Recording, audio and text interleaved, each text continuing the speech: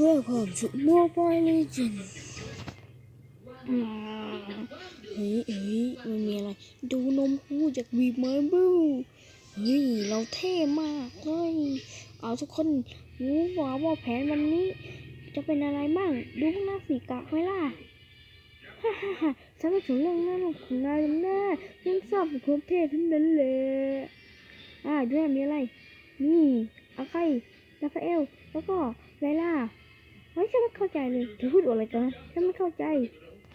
โอ้พวกนายนี่โง่สมัดเลยไม่เข้าใจอะไรตลอดเลยฉันอธิบายให้นายฟังไหมเนี่ยฉันฟังอยู่แล้วล่ะไม่ต้องมาพูดเลยนายไม่ฟังหรอกจะเรื่องกินไหม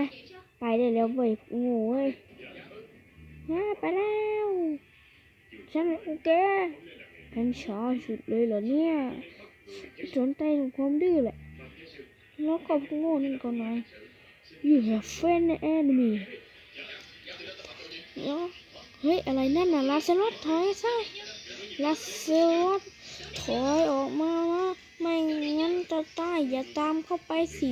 ถ้ามันหนีน่ะนายต้องถอยอย่า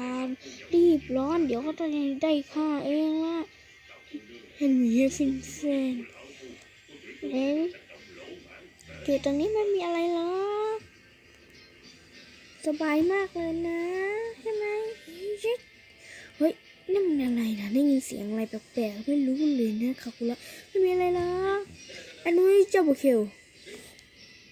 IP 30 นาทีต่อไปต้องการคมเทพไหมไปตีหลอดเลยตีไหนถอยมาซะเดี๋ยวพวกนั้นรู้นะหลอดนำเสียงแรงเกินไปเดี๋ยวพวกนั้นรู้หรอกว่าเราตีหลอดอยู่ไปตายซะกูรู้หมดแล้วช่วยด้วยenemy friend enemy เจ้าบุคคล enemy friend บุคคล enemy ว่าบุคคลเนี่ยenemy เลนบูเล่นได้ดีมากเลย